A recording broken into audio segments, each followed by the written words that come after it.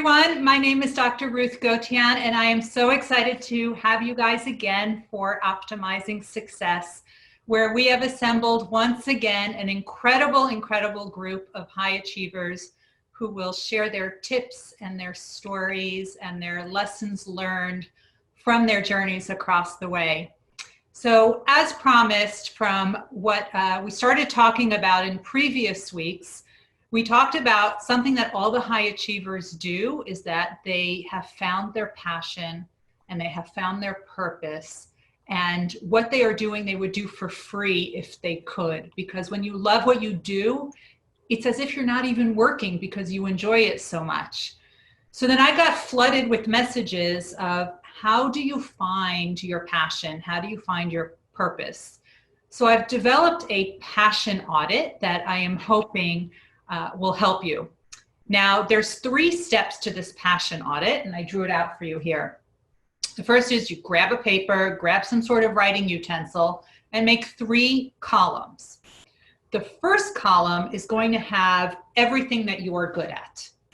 Doesn't matter if you enjoy doing it, you don't enjoy doing it, you are good at it. Maybe it's social media, maybe it's grants, maybe it's writing, maybe it's operations, maybe it's talking to people, maybe it's crisis management.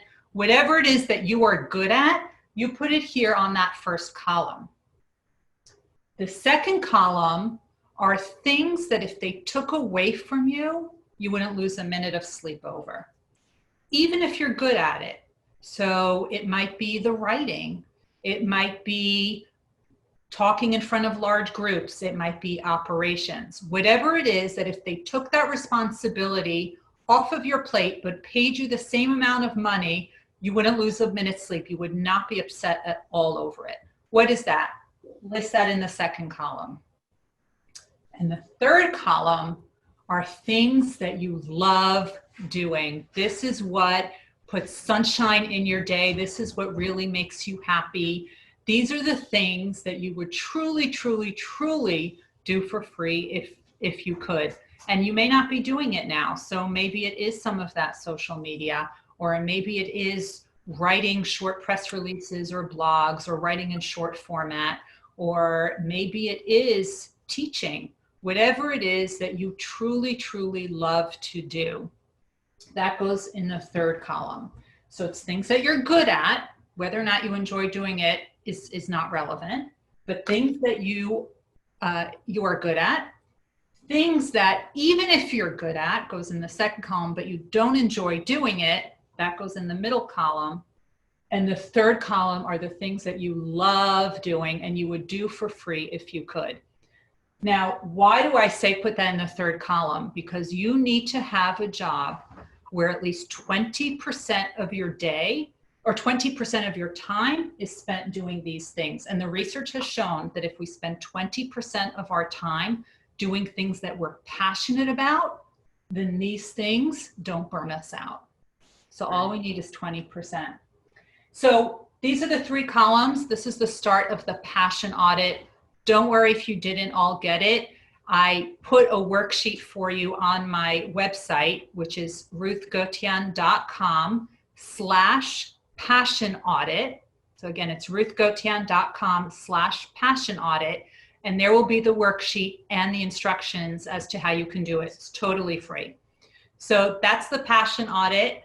And I'm hoping that you will take a chance at it and try it out and really figure out what it is you're passionate about and see if you can construct something that just 20% of your time is spent doing that.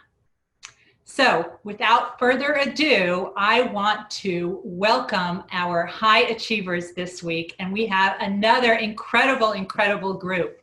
So if we could start, everyone just introduce yourself, who you are, and 2 sentences why you're here on this call with everyone.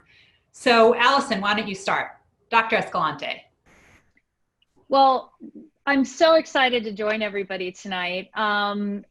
You know, before we had a coronavirus pandemic, we had a pandemic worldwide of anxiety.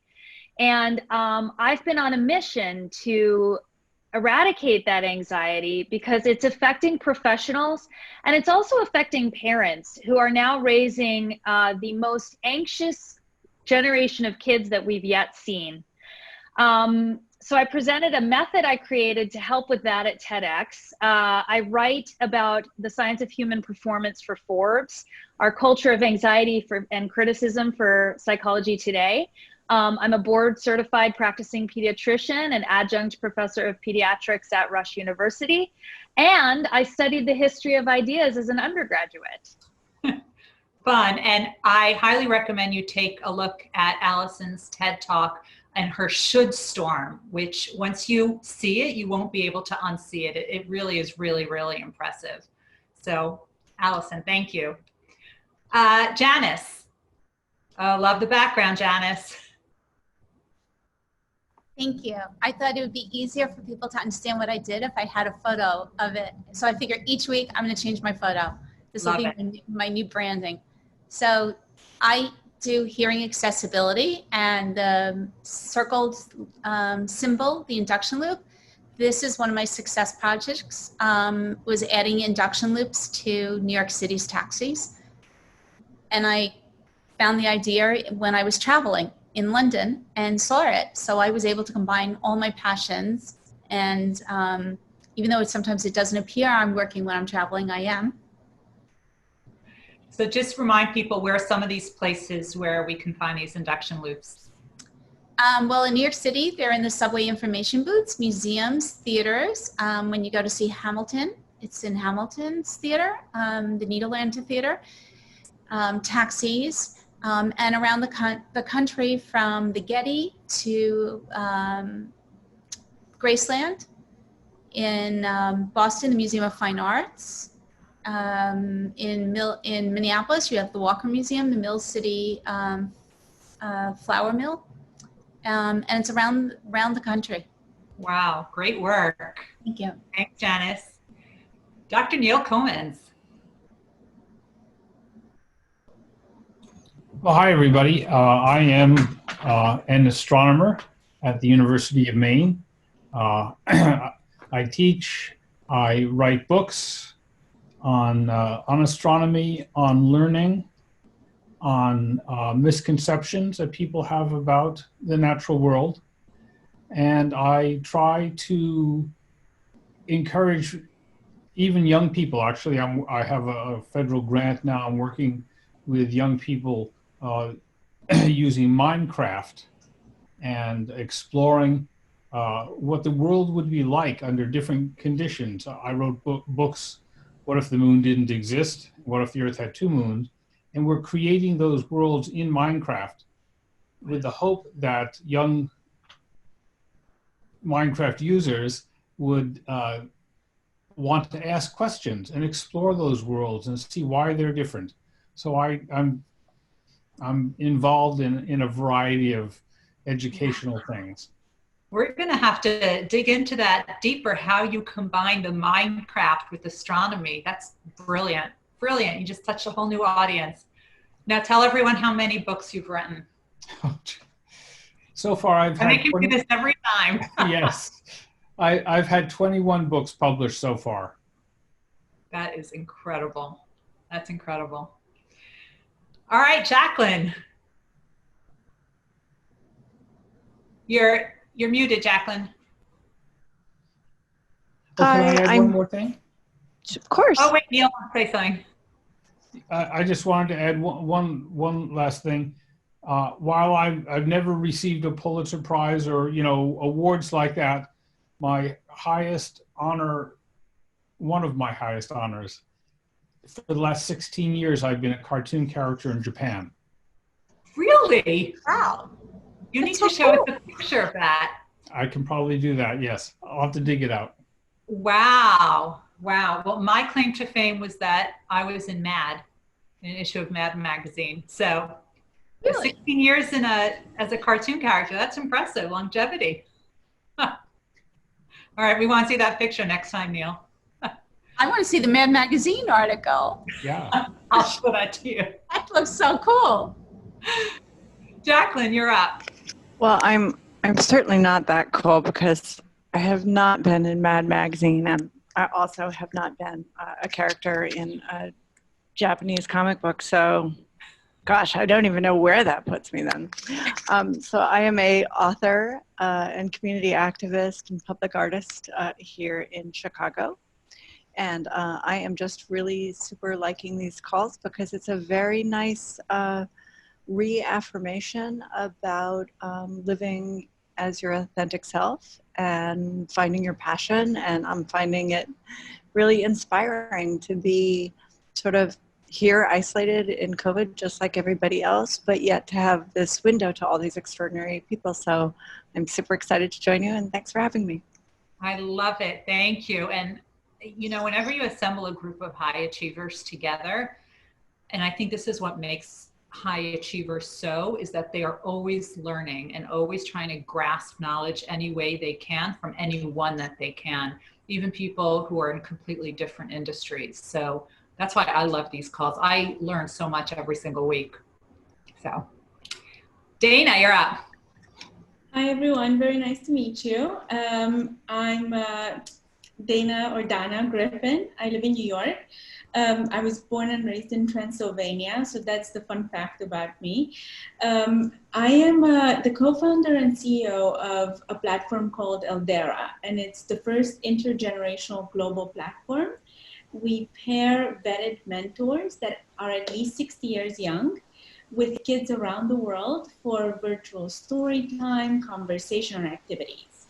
Wow. And this came out of my passion to find a way to tap into our 1 billion people over 60 around the world that hold two of the most incredible resources, time and wisdom, and help them put it to good use towards society. So I'm always learning. Mentoring is obviously a huge part of our community and our platform. So I'm very excited to be here today. Thank you. Great, thank you. Bruce. So now I've decided I have to start playing Minecraft again. And I also should read some back issues of Mad Magazine. Bruce Wiley, professor, writer, journalist, computational modeler. I've very much enjoyed these sessions. Every time I see Ruth talk, I learn something new. So I figure I should try to see her talk as much as possible. And the same is true with everyone here as well. I feel like it's a great learning opportunity to really hear everyone's stories and everyone's advice. So that's what keeps bringing me back. And Bruce, we learned so much from you, especially all of the research that you do, but also all of the writing that you do. If you haven't yet checked out his column in Forbes, I highly recommend it because you will be so much more educated over the pandemic that we're all facing now. So we are all waiting with bated breath every time a new article comes out, and it's hysterical. They are really funny. Thanks, Ruth. And last but not least, Liana. Did that work? Hi. Hi. This is so much fun. You know, here's the thing I think about high achievers is that we are so ingrained in what we do that often we want to have fun, but we forget. So for me, this is like coming to a party because I'm so in the trenches. So thank you so much for doing this. What is my passion? I think you were talking about all these things that people put on their board and, how much of this stuff do we love to do and what we would do if we wouldn't get paid. And I think about that a lot during the day because there's certain things I really, really, really don't want to do. And I notice how they dry up my creativity and they make me unfun. And so coming here and being with all of you makes me just get more creative and more fun. So what do? I am passionate about the authenticity of each human being. I'm a 61-year-old grandma. The fun fact about me is that I dream in 5 languages and that I believe that every story that we tell about ourselves, or most of the stories that we tell about ourselves and about who we are, have these beautiful hidden gems in them, but we do not show those gems to the world because we use clothing to hide who we are rather than to use it as a frame. So I've created a possibility over the last 40 years, almost 40 years, to provide transformation through the empowerment of language, wardrobe, and sometimes storytelling. So who you are in the world and how we show up in the world is always cloaked by clothing. And clothing is our second skin, and it has the ability to make us sparkle in the world or the ability to hide us. And that's our choice. And there's a path to learning that and to becoming, you know, this beautiful star in the world that doesn't have to be outgoing. It just, you can be who you are because everyone else is taken, and your clothing can be a part of who you are, not apart from who you are.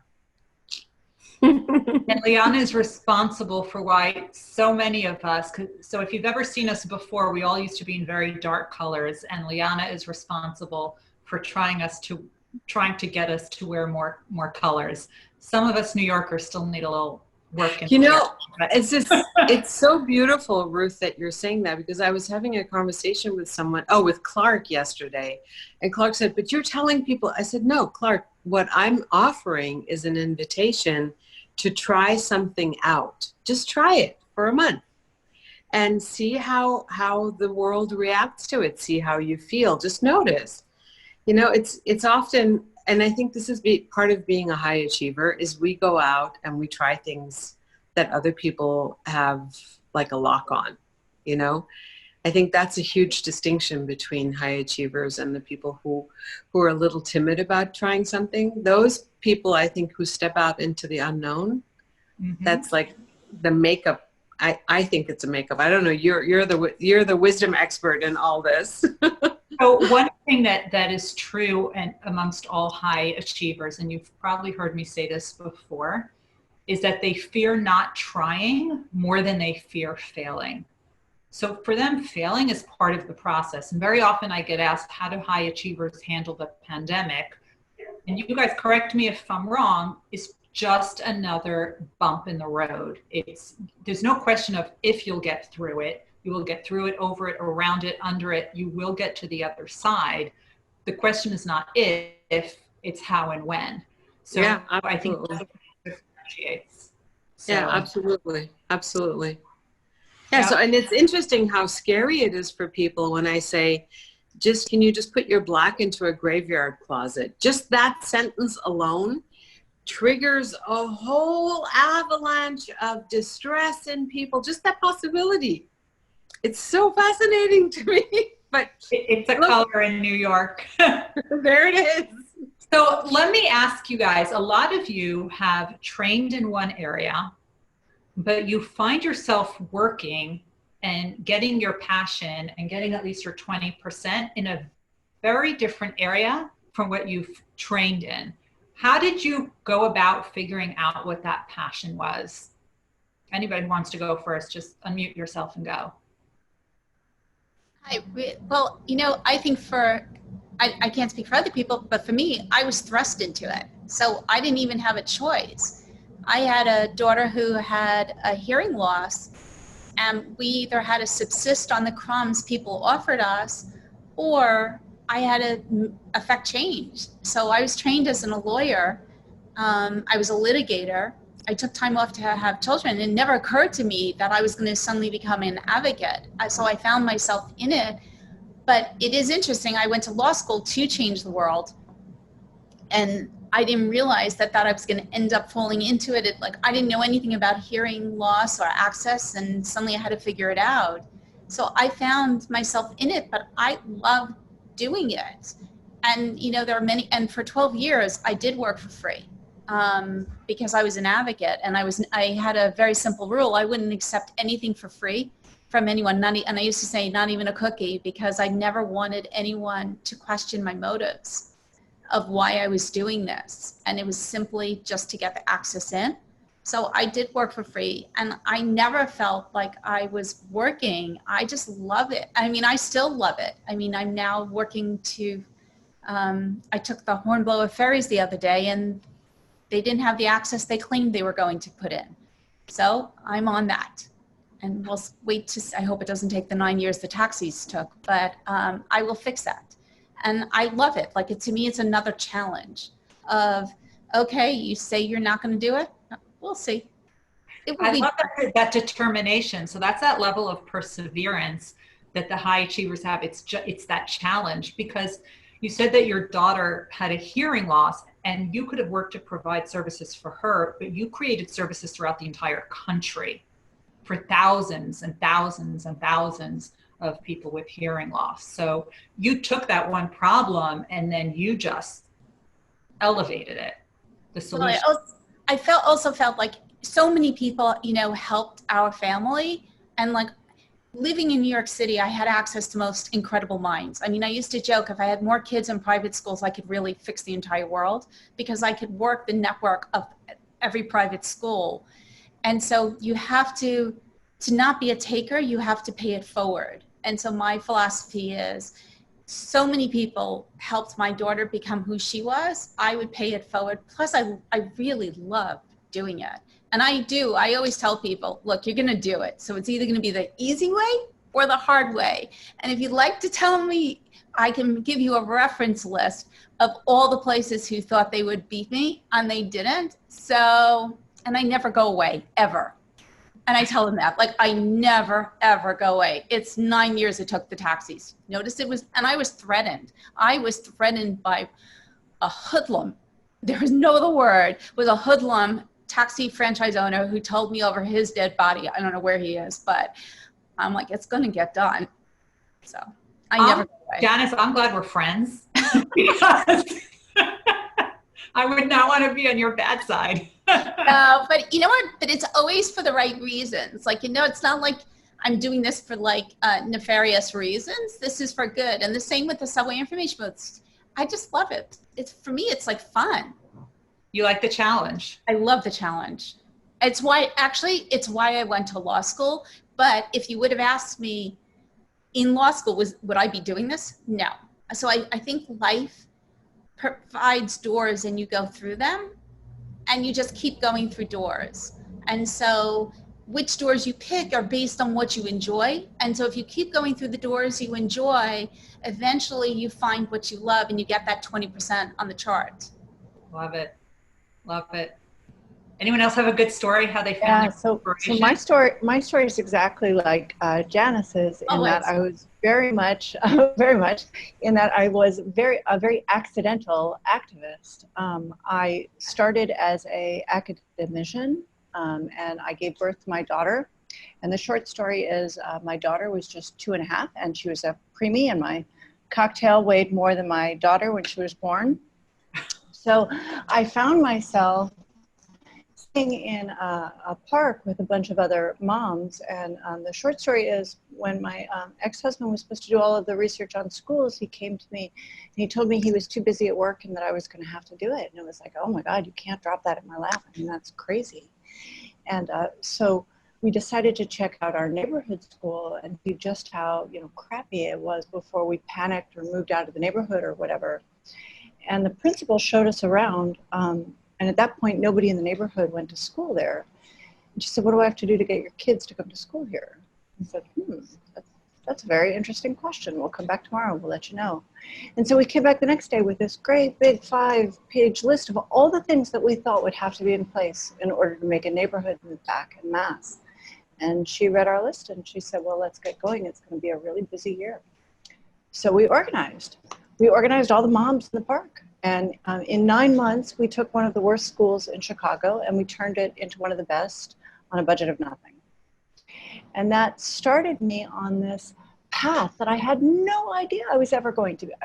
You know, I studied political science, but I found myself immersed in a real life political science project unlike anything I had ever experienced.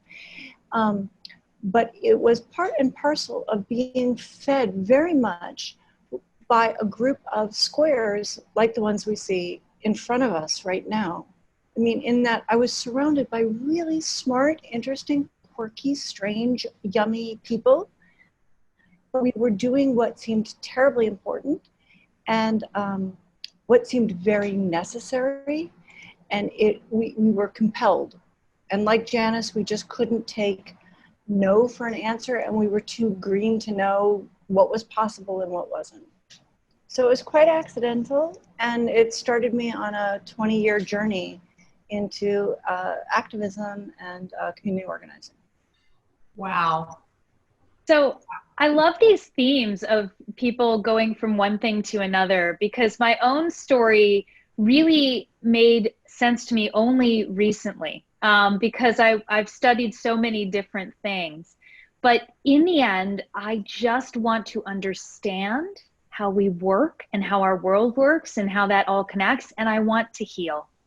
And so just about everything I do, some element of that comes up, whether it's the basic practice of pediatrics, doing psychology with teenagers, and then going bigger and wanting to see, because I just think most of us have so much more potential than we're expressing. And I don't just mean for achievement, I also mean for connection, for love, for joy. And we carry burdens, and I'm just fascinated by finding them, both at an individual level, finding the spot where people are stuck and starting to help relieve that burden, and then just watching how they bloom, especially kids. You lift it and then there they are. And then also at a bigger level, you know, the culture of parenting, the culture of professionalism that is this tightrope between optimizing, like we're talking about today, and burnout, and where we can thrive there. So anyway, people are really neat, and I'm passionate about them. Love it. Oh, Brad's joining us. Hey, Brad. Greetings, folks. Hello. We are talking about how people found their passion and their purpose. And I really want to hear how Neil combined astronomy and Minecraft. Did it have anything to do with the 3-body problem? Well, the short answer to your question is no, it didn't. So the backstory is when my older son was really young, he would ask questions that began, why? You remember those days when kids ask? And then he graduated to questions that began, well, what if? What if I hadn't fallen? Then I wouldn't hurt myself. You know, all kinds of what if questions. That's just a quick example. One day, one of my colleagues walked into my office and he said, you know, we scientists think too much the same, which is really bad English. But I said, okay, let's try thinking differently. And my son's what if questions came to mind. And I grabbed the first one I could think of, which was, what if the moon didn't exist?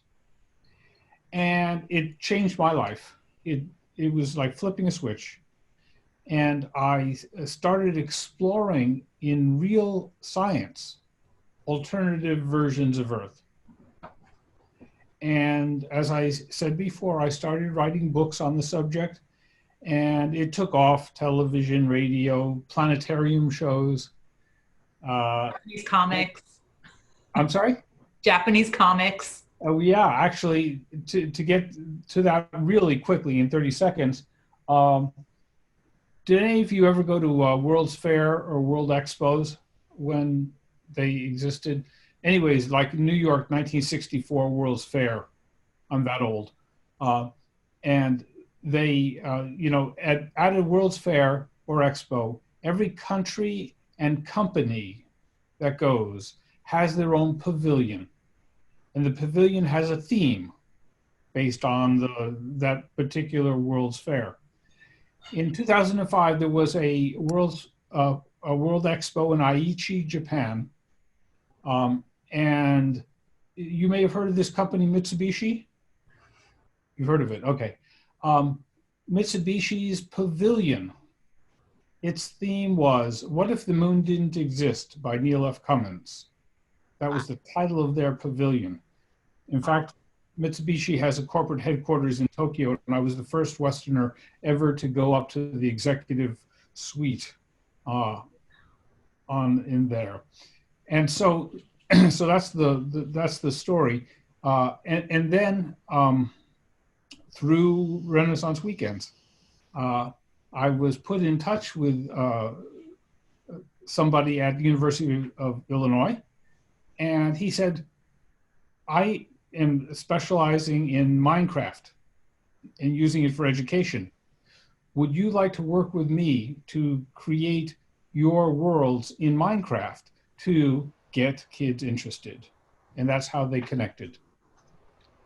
It's unbelievable how it's all of these random relationships, right? What they say, luck is opportunity and preparation when they meet, right? It's not just luck, but you were open to it. You were ready for it. And it's all these random relationships, these networkings that happen.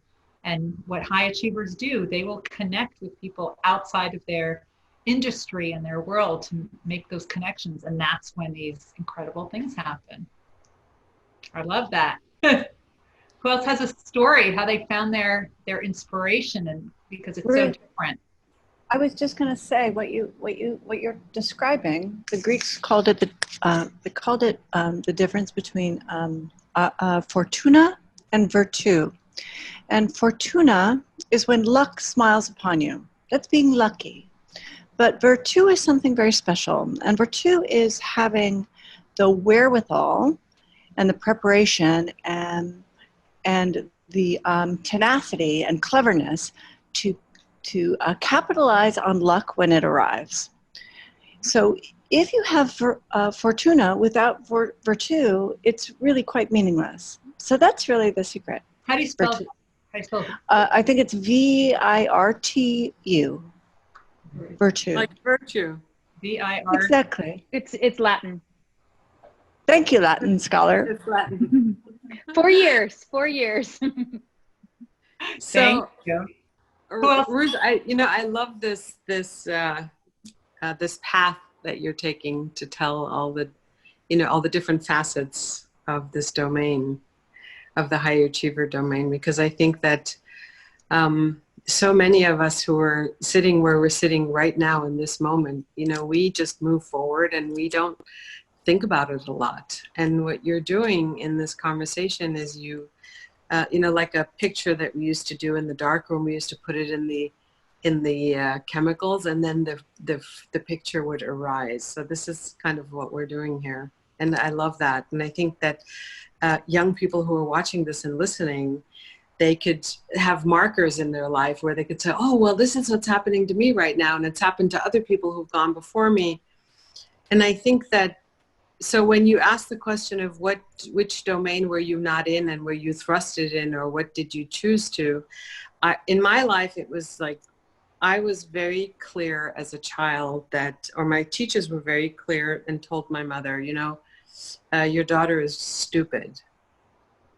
And it wasn't until I came to the States when I was 25 years old that I realized I was dyslexic.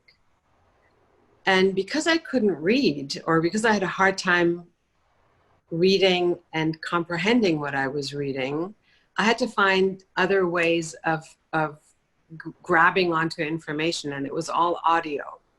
I would listen to stories and I would try to find ways of doing things myself. And one of those things was that I learned to use a sewing machine when I was 7.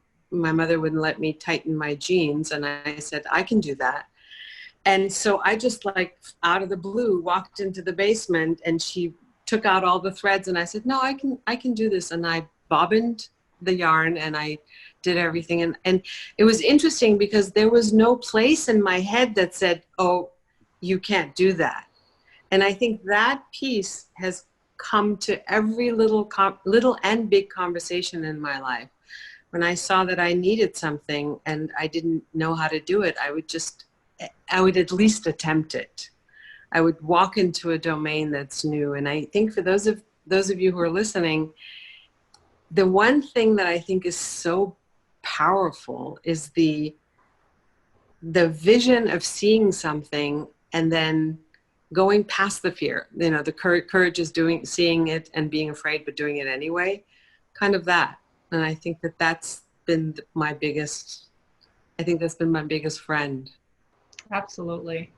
You know, Liana, so I've spoken to many, many, many, many, many high achievers, including Nobel laureates and NIH Institute directors and Olympic gold medalists. And if I ask them if they're high achievers, they'll say no. But I try to figure out their path, and you really have to ask questions to really pull it out of them. But you know, it's once a thread, once you start pulling on the thread, they start sharing their stories, and they are not aware, as you said, they are not aware that these things had such an impact on them. Right. Because, and I think that one of the reasons why we were not aware is for the same reason why today, you know, we don't sit in our offices or create our space or do work with our teams or our clients or stand on stages and look back. We don't ever do that. Like I was unpacking boxes the other day. I was going, oh my God, and this, and you did that, and you did that, you know, and people call you up on an interview. I'm sure all of you. It's like we don't sit and wallow in the past. We're in this moment and we're just like, what else is out there on the horizon? What else can I go do?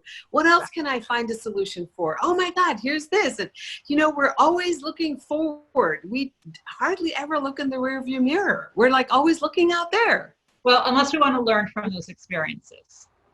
Yeah. Right? Those hiccups, those challenges, those hiccups are learning experiences. They don't stop us. They're not barriers. Yeah. So, did you say Donna? You prefer Donna? Yes.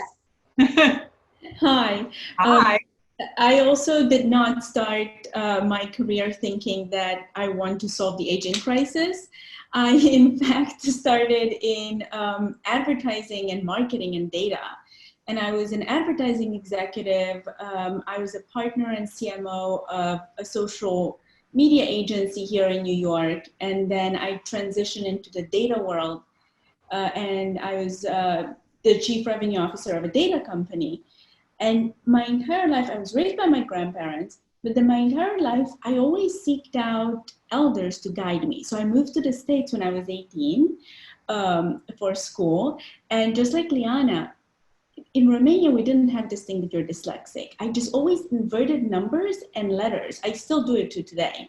Thank God for spell check, because otherwise it's gibberish, you know.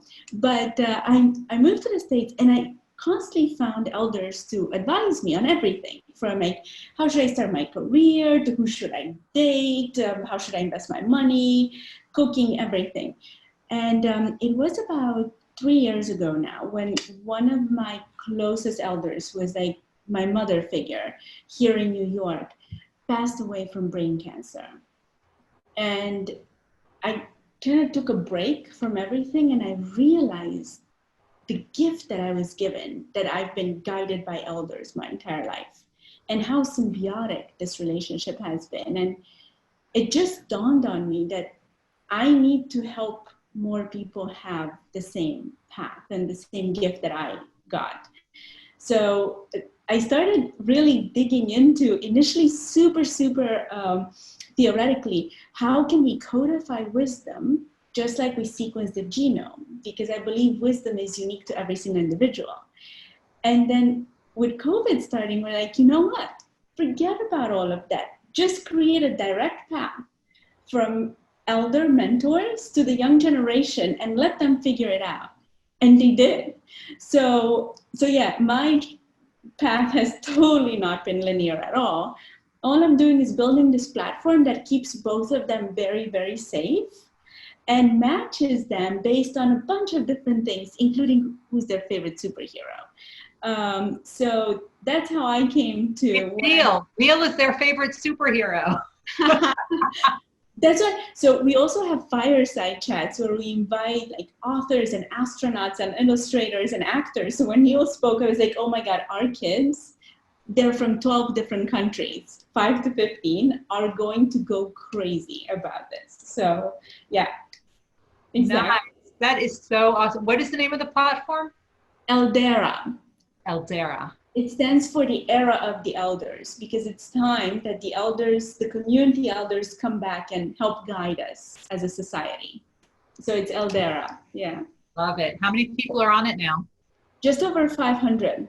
Wow. Yeah. Yeah. Nicely done. Thank you very much. Thank you.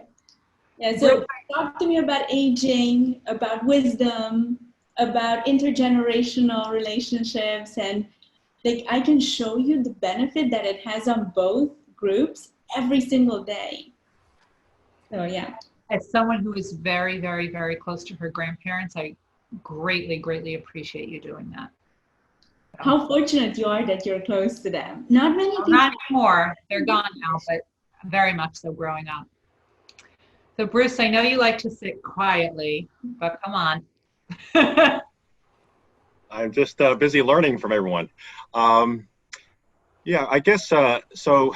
Several things. I remember during when I was in medical school, I had this feeling. I looked at sort of the in the medical profession, you sort of have these clear paths that people take, and everything's very sort of structured, et cetera. And I remember thinking, well, none of those really spoke to me, none of those paths. And so I went off the path and I went to work in the business world. And one of the things I noticed was, one of the toughest things when you cross over into another area, another profession is sort of you're moving into another social group or another social club, and it can be very uncomfortable because I remember when I did that, a lot of my friends from medical school were sort of confused. They sort of said, what are you doing? What are you doing today? And they themselves were on very specific paths and things were very clear, but things were very fuzzy for me because I really didn't know what I was doing. I was just trying different things because I decided at that point, well, I want to do something that I feel very, strongly about. And so, but I didn't know what it was. So I felt that I would try different things because I realized that, you don't really understand what something is until you actually try it. And some things I tried, I was like, "Ooh, I don't want to do that." And other things, I realized, okay, I don't want to do that. But that was interesting because I didn't realize it was like that. And so I learned, and it was sort of a mishmash. And people I continued to really perplex people. And they were saying, why are you doing that? First you did this, then you did this, then you did this, etc. And it didn't really all fit together. But I learned from that you don't actually have to have like a clear 5-year, 10-year, 15-year plan. Because I was sort of like, one of those GPS systems that says, when you go off course, it says, recalculating. So I had to do that constantly. I would go off course and then I'd be like, okay, recalculate. And then I remember I went through a period of time where I felt like I always had to have a clear path because I think that's what some of these professions impress upon you. Oh, you have to have a clear path. The question they always ask you, what do you want to be in 5 years or 10 years, et cetera? I've learned that that's actually not a great question because, if I had answered that question every 5 years, I would have been wrong every 5 years. So I think an important turning point was when I sort of forgot that and just said, I'm just going to try different things and then see what happens. And my sort of rule was that I need to enjoy what I'm doing day by day. I have to go in and what I'm actually doing from a day-to-day standpoint, regardless of what the outcome might be, I would have to enjoy that because, instead, if you're setting an outcome, if you're doing something for an outcome, I think that's a bad idea. Right. Instead, high achievers, Bruce, they're intrinsically motivated. Mm-hmm. But very much so. They're not doing it for the Nobel, they're not doing it for the Olympic medal. They're doing it for the learning that's involved. They're so intrinsically motivated. That's exactly what it sounds like what happened to you. Exactly. So I learned that, and then you get used to ambiguity. You're like, okay, well, I don't know what's going to happen with this, but I think this is an interesting problem, or this is an interesting thing that is occupying my time, and I feel happy when I'm doing it, so I might as well just do it and then see what happens, and then a strange thing happens, because like these things, like things that you did for no particular reason except that you enjoyed it and you thought it was a, you know, worthwhile thing to do, that like they come back, and then later they start piecing together. So I mean, I have so many stories about things that like I did and I didn't do it for a particular reason, or I met someone and hung out with that person not for a particular reason, not for a goal, but then like that person came back or that thing came back, and you know, it started connecting later. So Just like Neil. yep. So I think just really kind of, I think the key things are, one, you know, from a day-to-day standpoint, you should enjoy what you're doing and have some kind of meaning behind it. And two is you have to get used to ambiguity and not have a very clear path. And then three is you have to get used to being like uncomfortable, or being in, you know, feeling like the out of a social group. Like, you know, when you're moving out of something, like people were sort of like, well, you aren't quite like us anymore. You used to be like us, but you're not quite like us anymore. And you get a lot of that, and then you just start getting used to it. And you're like, okay, whatever. So, you know, it's sort of like, I like to say the, you know, all the lessons from the movie Mean Girls is like, applies to like all of life. So like, you know, that whole social club thing and not feeling comfortable, etc. I think that's okay. You know, It's comfortable being uncomfortable. And you know, it's a lot of the people who I studied at the beginning were physician scientists, right? They're MDs who also do research, and they were talking about the same thing, of these different hats that they needed to wear. When they go to clinical meetings, they had to dress like a physician and speak the clinical terminology. Where they went to the science meetings, they wore scientist clothes, which is more laid back, and speak like a scientist. And they were constantly going back and forth. And I think that's what was so strong for them, was that they were able to just ping pong back and forth between the two domains. Yep. So do you still see patients, Bruce, by the way? no, not anymore. So here's this great, marvelous quote of what Bruce is talking about. And this has honestly been like my guiding principle. And it's from Martha Graham, the dancer. She says, all right, ready? I'm going to read it. It's one paragraph. Okay. There is a vitality, a life force, an energy, a quickening that is translated through you into action. And because there is only one of you in all of time, this expression is unique. And if you block it, it will never exist through any other medium and will be lost. The world will not have it. And it is not your business to determine how good it is, or how valuable, or how it compares with other expressions. It is your business to keep it yours clearly and directly, to keep the channel open. You do not even have to believe in yourself or your work. You have to keep yourself open and aware to the urges that motivate you. Keep the channel open. As for you, you have so far used about 1/3 of your talent. But anyhow, it's just about keeping it open and being Amen. open. Amen. Interesting Amen. and fabulous, and keeping what is your clear principle, not the goal necessarily, but just your principle, whether it's my goal is love, real love, epic, satisfying, real, genuine love, or my goal is my children and we're going to make it through the wilderness, or whatever your thing is that's you and that's driving, and everything else will sort itself out. Well, I found the same thing when it was exactly what Bruce said. So when I decided to take 2 years to travel, I think everyone thought I went off the deep end. I was in the middle of some midlife crisis, and I thought, you know what, I just need a break, and I'm still going to work, and I'm still going to do hearing access, but I'm going to do it globally. And I think they still thought I was having a midlife crisis. And then I started having meetings in Nigeria. I started having meetings, you know, with museums in Argentina. And then I helped in Greece.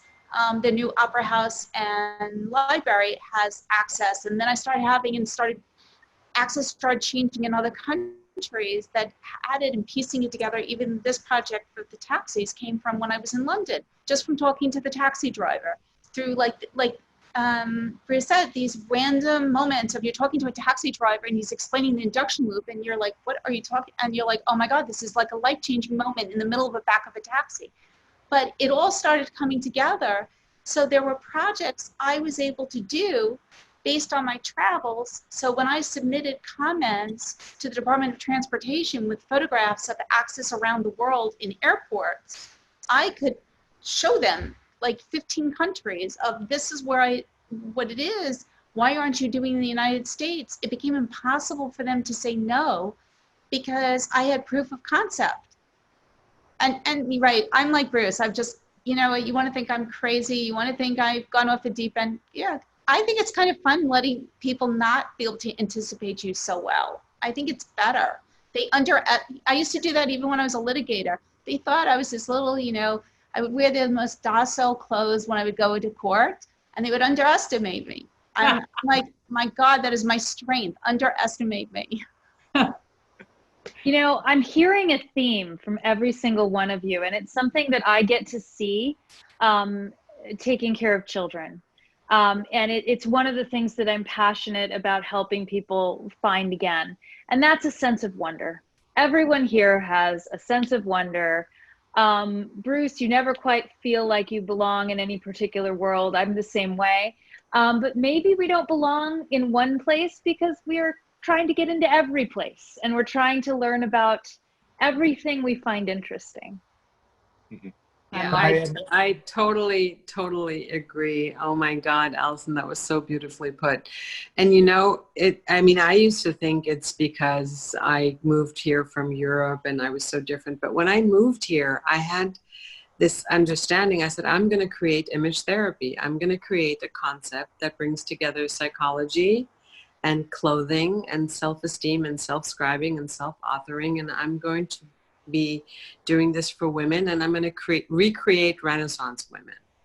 And people thought I was absolutely out of my mind. I mean, they would say stuff to me like, do you actually really think that? You're crazy. You're never going to be able to. I came here at 25 with a 6-year-old child and 5 suitcases and no money, and I didn't know anybody, and I had this huge vision.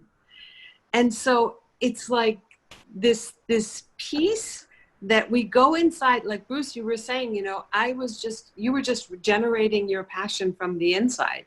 You didn't care if somebody didn't like you or somebody wasn't keeping you as part of their team. It's like, because we don't need it. It's all like happening right here. And the sense of wonder, Allison, the sense of wonder in us, like I'm like playing in my own sandbox and I find all these toys.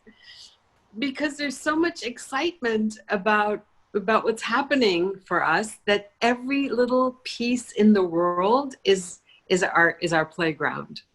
And so I think that, yes, Allison, that was beautiful. I love it. Brad, I want to hear, before we have to finish up, how did you find your inspiration from law to government to author? What was that trail? How did you find that spark? Happy to share that. Let me back up if I may. One of the things that I'm hearing, and especially in terms of how do you find the passion and how do you connect it and materialize it from there, I go back to, I think it was a week ago, with Ruth, your thinking, feeling, doing, watching.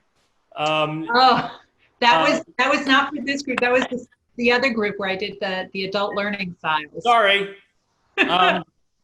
More exciting material for viewers to check out. But the interesting thing is, of the different learning types, if I remember correctly, in some cases, people, there is a propensity to kind of envision a direction to go. Others may not envision that, but they solve the problems that others identify. And so in that way, that also leads me to the idea of helping, as you know, the notion of helping people find their inspiration, find their passion, and be able to take the next step. Sometimes it may be that you're of a personality type that solves problems, but doesn't necessarily come up with what is the problem. In that case, that leads me to, you know, the idea of talking with people, expanding your experience. It draws on what Donna said and what Bruce was saying, but also, of course, Ruth, as you interview all these people, well, you are, you know, this also benefits you. You have this incredible toolkit and compendium of knowledge and resources from having talked to those people. So it's interesting, like in my case, as Donna was talking about the agent, okay, admittedly, I was a strange kid, no surprise there. I was 8 years old. My parents would drop me off with their aunt and uncle for the day. We'd go to the park. And as an 8-year-old, I'd go talking to the 80-year-olds and ask, what was the best thing you did in your life? If you had it to do over again, what would you do differently? Things like this. So if there's someone out there who's watching this trying to find where is my passion and where is my motivation, talk to people, expand and it gets into what Bruce was saying. A line that inspired me when I was, I think, about 15, 16 years old. I ran across a quote from Oliver Cromwell associated with, you know, Middle Ages England or whatever. And he said, a man, I think he meant a person. If it were today, I'm sure he meant a person. So with that insertion, the quote was, a person never mounts higher than when they know not where they are going. And it's like, it's partly opportunistic, but it's partly that you don't have to necessarily have the exact sight on what the destination is. You talk to people, you, as Bruce said, you try things. And by doing that, certain things connect in your own way. And so then the final comment that I wanted to add, which I think is very important, I mean, it played a role in my life, but also it plays a role in taking the next step for anyone, I believe. Even if one gets to that point and feels like I am inert, I'm not allowed to go forward. I can't break into this thing. Even if one was not like did not have the advantages of being raised in a supportive environment that empowered them in that way, empower oneself. One can empower themselves with the knowledge that, and I'm speaking to whoever is out there who might be struggling with it. It's a notion of whether you've got 40 years on the planet, 80 years on the planet, 120 years on the planet if you're lucky. It's a limited number, and what are you going to do with it? And if you project forward toward the end and imagine project forward and then look back and you ask, why the heck didn't I do what I believed I should do? And then you realize that it's that the world is here at your disposal, people out there in webinar land, and you can make it happen in whatever way you so choose. It's like the Robert F. Kennedy line, some people see the world as it is and ask why. I prefer to see how what could be and ask why not. So if you take that approach, then you go out and you do something. And in honor of John Lewis, I'll add, in that case, you go out and make good trouble. Wow. I'm speechless, Brad. That's a mic drop. All right, I think our time has come to an end today, but I think that next week, based on what I'm hearing today, I always take our conversations and that's how we decide what the topic will be for the following week. I think next week we need to talk about how to network and how to develop these relationships, even with people who are not from your industry and your world or your age group. So I think that's what we'll talk about next week. If everybody, let's go one by one. If people want to learn more about you, Allison, where would they find you? Yeah, so I'm on like every social media, but you can find me at AllisonEscalante.com. That's Allison with one L, and Escalante sounds like escalator.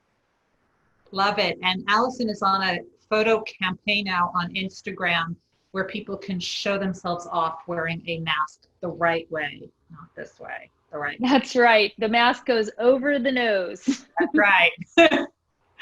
Janice, where can people learn more about you and your work? I can be found at both Janice Lintz, JANICELINTZ.com or hearingaccess.com. Thank you. Neil. Yeah. People can get in touch with me at Galaxy, at Maine, MAINE.edu. And I have a website which it's on in the Authors Guild, but I'm not sure exactly the website address. Did Maine let you make up your own email? Yes, this was a long, long time ago. I love it. Liana. Thank you so much for this. This was lovely. Thank you, Ruth. Thank you, everybody else. You can reach me at betheoffer.com. And it's a free gift series. You'll learn a lot, and you can stay in touch with me. And all over social media. My name's so weird, you can just type it in and you'll find me. Bruce. So there is a big difference if you Google Bruce Lee versus Bruce Wiley. If you do Bruce Lee, you'll get lots of martial arts stuff. If you Google Bruce Wiley, you'll come up with many of my sites. I'm senior contributor for Forbes. My Twitter is Bruce Wiley, and my website is brucewiley.com. Love it. Jacqueline. So I put it in the chat. I'm an easy woman to find. It's jvedelberg.com. And my new venture is called scratchouthate.com. Love it. And you need to show people what that is next time. You need to go grab it. Adam, where do we find out about Eldera? So eldera.ai right now, and you can email me at Dana, D-A-N-A, at eldera.ai.